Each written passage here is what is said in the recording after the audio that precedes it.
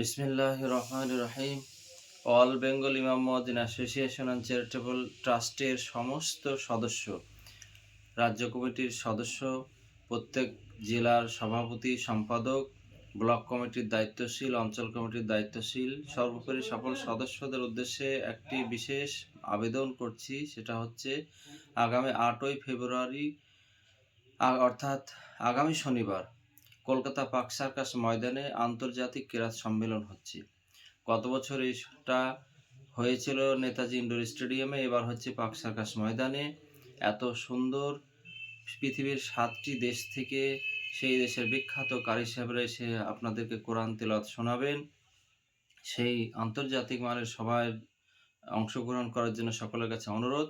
ইমাম সাহেবদের বলবো আজকে মসজিদে এলান করার জন্য। আজকে শুক্রবার জুমার দিন, সবাই এলান করবেন যেন বেশি বেশি মানুষ আসে, সেখানে অংশগ্রহণ করে। সেখানে খাবারের ব্যবস্থা আমরা করেছি।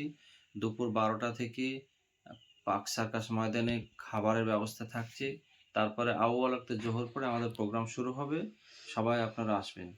আমি নিজামুদ্দিন বিশ্বাস, রাজ্য সম্পাদক।